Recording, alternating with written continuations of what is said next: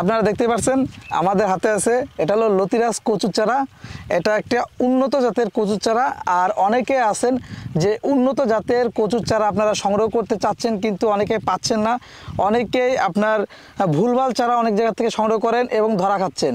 তো তাদের উদ্দেশ্যে বলবো যে আপনারা যদি উন্নত জাতের লতিরাজ কচুর চারাটা সংগ্রহ করতে চান, তাহলে আমার হাতে দেখতে পাচ্ছেন এই সকল চারাগুলো আপনারা নিতে পারবেন। চারাগুলোর সাইজগুলো দেখতে পাচ্ছেন খুবই সুন্দর। আর এই সকল চারা আমরা সারা বাংলাদেশে ডেলিভারি করে থাকি। সুন্দরবন, এসএ পরিবহন বা বিভিন্ন পরিবহনের মাধ্যমে আপনারা নিতে পারবেন আমাদের কাছ থেকে মাত্র 2 টাকা পিসে এই চারাগুলা। আর এই সকল চারাগুলো আমরা গ্যারান্টি সহকারে আমরা কিন্তু সারা বাংলাদেশে ডেলিভারি করে থাকি। এছাড়া আমরা এই চারাগুলা বিক্রয়ের পাশাপাশি যে সকল তরুণ ও নতুন উদ্যোক্তা ভাইরা আছে, যে লতিরাজ কচুর চারা চাষ সংক্রান্ত পরামর্শ নিতে যাচ্ছেন, আমাদের কাছ থেকে আপনারা সরাসরি চাষ পরামর্শ নিয়ে তারপরে এই লতিরাজ কচুর চারাটা আপনারা চাষ করতে পারবেন। এছাড়া আপনারা এই লতিরাজ কচুর চাষের পাশাপাশি কিভাবে আপনারা যে ফলনগুলো আছে, যে দ্বিগুণ ফলন কিভাবে করবে বা এর যে রোগবালাই হয় এইগুলো আপনারা কিভাবে নিরাময় করবেন, এই বিষয়ে আমরা সকল পরামর্শ আপনাদেরকে দিয়ে থাকি। তার জন্য অবশ্যই আমাদের যে হোয়াটসঅ্যাপ নাম্বার আছে আপনারা আমাদের সাথে যোগাযোগ করবেন। আমরা হোয়াটসঅ্যাপ নাম্বারে আপনাদেরকে সব কিছু জানানোর চেষ্টা করব। আর আবারও বলতেছি, যারা অরিজিনাল উন্নত জাতের লতি কচুর চারা, লতিরাজ কচুর এই জাতটা সংগ্রহ করতে যাচ্ছেন, আমাদের কাছ থেকে আপনারা নিতে পারবেন গ্যারান্টি সহকারে। অনেকেই বলতে পারেন যে ভাই এই লতিরাজ কচুর চারাটা আমরা কেন চাষ করব। তো তাদের উদ্দেশ্যে আমি বলতে চাই যে এই লতিরাজ কচুর চারা যদি আপনারা 1 বিঘা জমিতে 30 থেকে 40 হাজার টাকা খরচ করে আপনারা যদি চাষাবাদ করেন, 1.5 মাসের ভিতরে আপনারা ফলন পাবেন এবং সেই ফলন 5 থেকে শুরু করে আপনি 10 মাস পর্যন্ত আপনি ফলন উত্তোলন করতে পারবেন।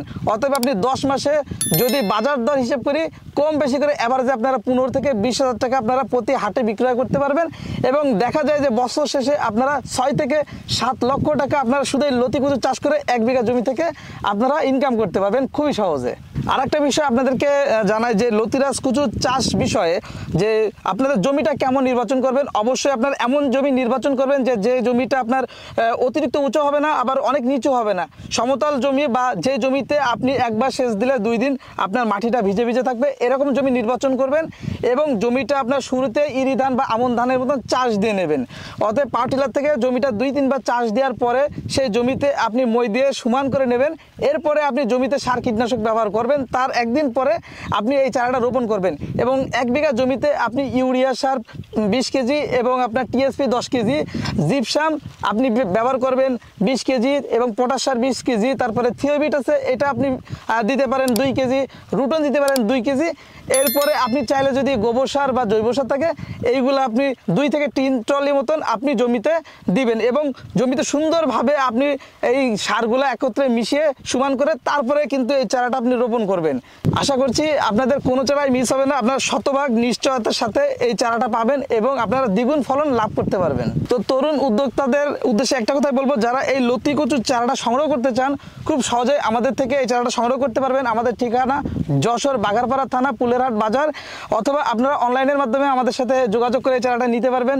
ভিডিওর উপরে আমাদের নাম্বারটি দেওয়া আছে। আবার বলতেছি, আমাদের কাছে চারা নিলে আপনারা শুধু চারা বিক্রয় না, এর সাথে সাথে আপনারা কিভাবে চাষ করবেন A to Z লতি কচু চাষ পদ্ধতি আমাদের কাছ থেকে নিয়ে তারপরে আপনারা সহজেই এই চাষটা করতে পারবেন। সবাইকে ধন্যবাদ, সবাই ভালো থাকবেন, সুস্থ থাকবেন, আপনার চাষ সফল হোক এই দোয়াই আমরা আজকের ভিডিওটি শেষ করতেছি। আল্লাহ হাফেজ।